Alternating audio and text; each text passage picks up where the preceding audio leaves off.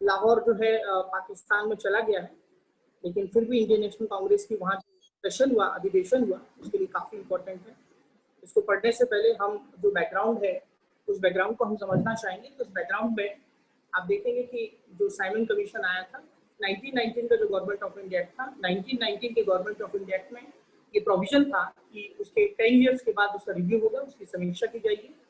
और इसीलिए जो है साइमन कमीशन 2 साल पहले ही बना दिया गया। साइमन कमीशन का जो मेन ऑब्जेक्ट था वो ये था कि साइमन कमीशन भारत में आएगा और भारत के लिए जो है लॉ कैसा होगा, कानून कैसा होगा या कॉन्स्टिट्यूशन कैसा होगा, आप ऐसा समझ लीजिए। और ये उसको तय करना था। लेकिन भारत में आने के बाद भारतीय लोगों ने इसका विरोध किया। इसलिए किया इसको अपोज क्योंकि कारण उसका ये था कि इसमें कोई भी इंडियंस नहीं था, कोई भी भारतीय नहीं था इसके अंदर। और इसलिए जो है भारतीय लोगों ने अपनी इसको इंसल्ट समझा और ये था भी ऐसा। लेकिन ब्रिटिश गवर्नमेंट का कहना ये था कि आपके पास इतनी योग्यता नहीं है, इतनी एलिजिबिलिटी नहीं है कि आप इसको जो है किसी तरीके का कानून आप बना पाएं, और आप यूनिटी भी मेंटेन नहीं कर सकते हैं क्योंकि आपके बीच में कंट्राडिक्शन बहुत है। लेकिन फिर भी जो है सभी जितने भी पॉलिटिकल पार्टीज थी, सब पॉलिटिकल पार्टीज ने मिलकर जो है एक मीटिंग किया, जिसको हम ऑल पार्टी मीटिंग कहते हैं या सर्वदलीय सम्मेलन कहते हैं। उस मीटिंग में ये डिसाइड किया गया कि एक कमेटी बनाई जाएगी और कमेटी जो है भारत के लिए फ्यूचर कॉन्स्टिट्यूशन कैसा होगा उसका ड्राफ्ट तय करेगी। तो मोतीलाल नेहरू जी जो थे वो उसके अध्यक्ष बने, उसके चेयरमैन बने, और चेयरमैन बनने के बाद उन्होंने अपनी रिकमेंडेशन दी 1928 में। और उस रिकमेंडेशन में, उस सिफारिश में जो है उन्होंने एक ड्राफ्ट तय किया। और उस रिकमेंडेशन पर जो हमारे जिन्ना साहब का जो है ऑब्जेक्शन आया। जैसा कि ब्रिटिश गवर्नमेंट ने कहा था वैसा ही हुआ। और इसको लेके फिर सुभाष चंद्र बोस जी हैं और उसके अलावा जो है जवाहरलाल नेहरू हैं, उन्होंने, उनका जो रिएक्शन था वो ये था कि हम लोग जो है डोमिनेंट स्टेटस की बात क्यों कर रहे हैं। और डोमिनेंट स्टेटस का मतलब ये होता है कि जहाँ पर अपने इंटरनल मैटर जो होते हैं वो हम लोग खुद करेंगे, डिसाइड करेंगे, उनमें हमारी ऑटोनॉमी होगी। लेकिन जो एक्सटर्नल अफेयर्स हैं या बाहरी मैटर्स हैं और जो इम्पोर्टेंट मैटर्स हैं उसमें ब्रिटिश गवर्नमेंट उसको देखेगी, ये डोमिनेंट स्टेटस है। इस डोमिनेंट स्टेटस की जो है सिफारिश की थी, रिकमेंडेशन की थी नेहरू कमेटी ने।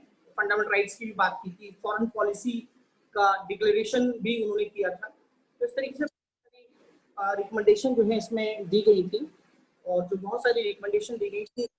तो ऐसी कंडीशन में फिर उसके बाद अगर आप देखेंगे तो पार्टी, जब नेहरू रिपोर्ट आई, नेहरू रिपोर्ट आने के बाद जो है फिर उसके बाद चूंकि सुभाष चंद्र बोस और नेहरू जी बोल रहे थे कि हमको तो कंप्लीट इंडिपेंडेंस चाहिए, हमें पूर्ण आजादी चाहिए, हम डोमिनेंट स्टेटस लेके करेंगे, ठीक है। तो ऐसी कंडीशन में जो है फिर लाहौर का सेशन होता है और यहीं से हमारा टॉपिक स्टार्ट होता है। तो आप लोग बैकग्राउंड समझ चुके होंगे। अब हम लोग स्टार्ट करते हैं। तो मैं आपको कुछ पिक्चर दिखाऊंगा और वो आपको बनाना है और मैं उसको एक्सप्लेन करता जाऊंगा, ठीक है। आपकी स्क्रीन पर मैं आपको दिखा रहा हूँ, देखिए।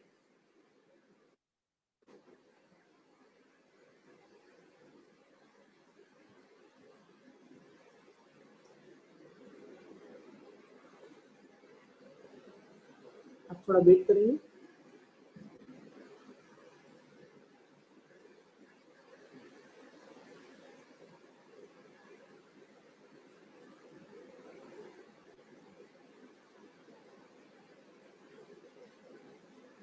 देखिए आपकी स्क्रीन पर जो आपको दिख रहा होगा उसको आप देख सकते हैं। आप लोग मुझे कंफर्म कीजिए, आप लोगों को दिख रहा है? Yes sir. हाँ ठीक है, आप इसको ड्रॉ कीजिए और मैं इसको एक्सप्लेन कर देता हूँ, उसके बाद फिर आप इसको ड्रॉ करेंगे। तो एक्सप्लेनेशन पहले आप समझ लीजिए।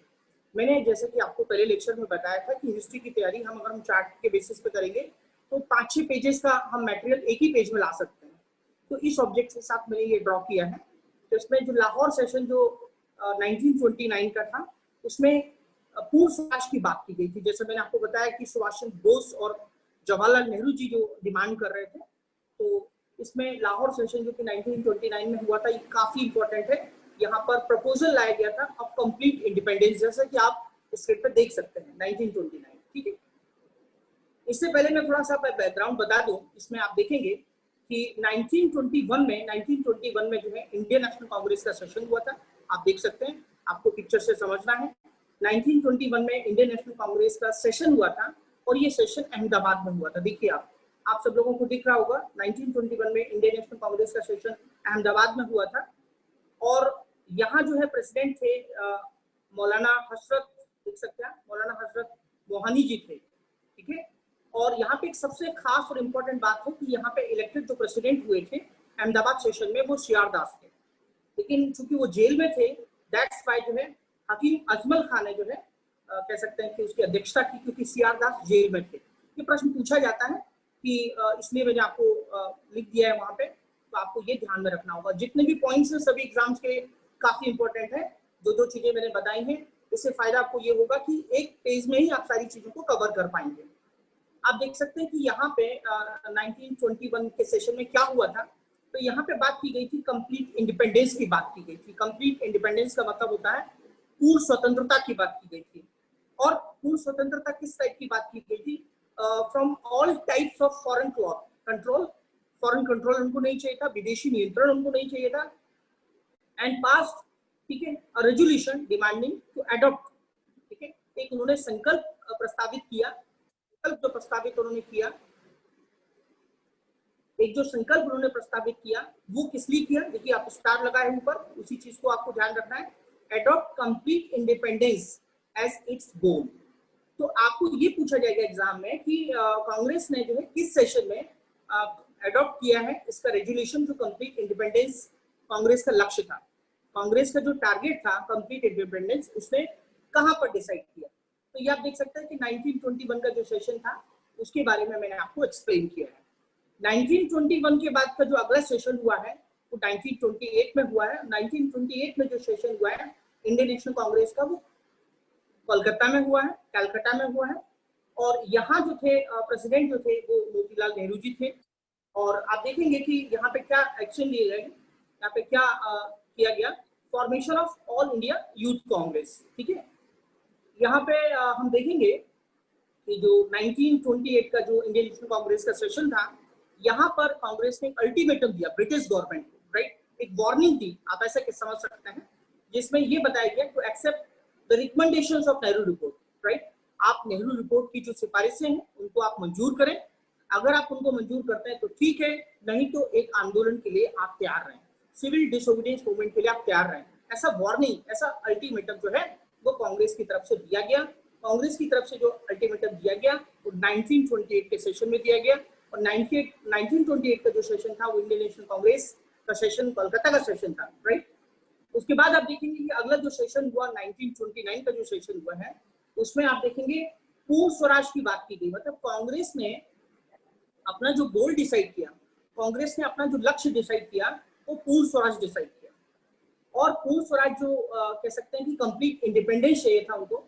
और यहाँ पर जो है Congress pass the proposal of independence of India for the first time. तो आपसे पूछा जाएगा कि फर्स्ट टाइम प्रपोजल कब पेश किया गया इंडियन नेशनल कांग्रेस की तरफ से, तो आप बता सकते हैं 1929 में। यहाँ सबसे खास बात है कि लाहौर का जो सेशन था, लाहौर का सेशन जो प्रेसाइड किया था, इसके जो प्रेसिडेंट थे वो जवाहरलाल नेहरू थे। और फर्स्ट टाइम नेहरू जी इसके प्रेसिडेंट बने थे। और जो लाहौर का सेशन हुआ था बैंक ऑफ रिवर रावी के तट पे हुआ था। तो ये चीज एक्चुअली पूछी जाती है, दैट्स व्हाई मैंने इसको लिखा है। अगर आप देखेंगे तो ये 31 दिसंबर 1929 को आधी रात को, देख सकते हैं जैसा कि आपके स्क्रीन पे दिख रहा है, 31 दिसंबर 1929 मिडनाइट 1929 को इंडियन नेशनल कांग्रेस का सेशन हुआ जो कि लाहौर में हुआ। और यहाँ पर जो है आप देख सकते हैं, यहाँ पे मैंने आपको फ्लैग के बारे में बताया। यहाँ पे नेहरू जी ने क्या किया, एक झंडा फहराया, राइट, ट्राई कलर का एक झंडा फहराया और झंडारोहण किया। और यहाँ पे सीडीएम को लॉन्च करने की बात की कि हम लोग अब सीडीएम लॉन्च करेंगे, सविनय विज्ञान आंदोलन लॉन्च करेंगे। और यहाँ पे इंडियन फॉरेन पॉलिसी को भी डिक्लेयर किया गया, भारतीय विदेश नीति क्या होगी। तो इस प्रकार से मैंने आपको पूरा जो है कह सकते हैं कि पूरा ब्रीफ में आपको 1929 का जो लाहौर सेशन था उसके बारे में आपको बताया। तो अभी आप जो है इसको ड्रॉ कर सकते हैं, बना सकते हैं। और जब आपका कंफर्मेशन हो जाए तो मुझे आप प्लीज मोबाइल पे बता दीजिए, उसके बाद फिर मैं कंटिन्यू करता हूँ आगे, please.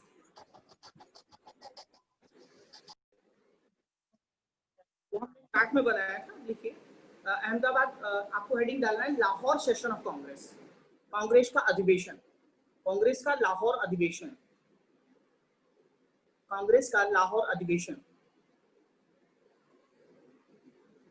Lahore session of Congress, ठीक है। Proposal of complete independence, proposal of complete independence,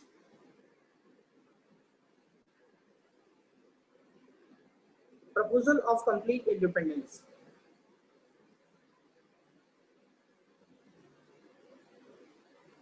तो ये जो है पूर्ण स्वराज प्रस्ताव है 1929, 1929,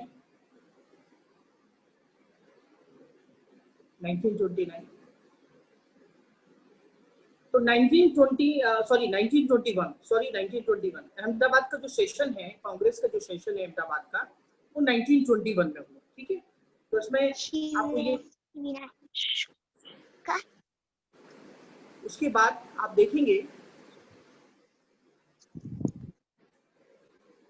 आप उसके बाद देखेंगे कि मौलाना हसरत मोहानी, लिखिए आगे, मौलाना हसरत मोहानी,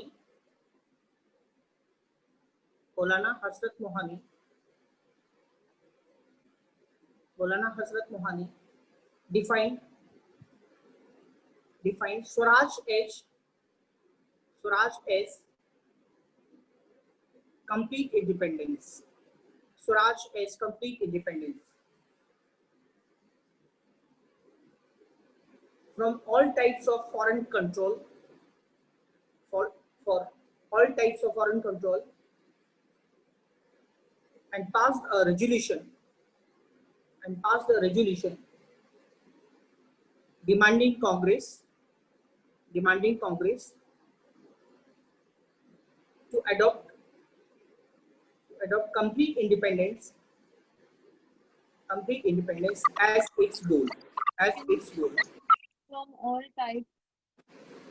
बेटा बोलिए। Please repeat from all types. हाँ, तो demanding Congress to adopt complete independence as its goal, Maulana Hasrat Mohani defined Swaraj as complete independence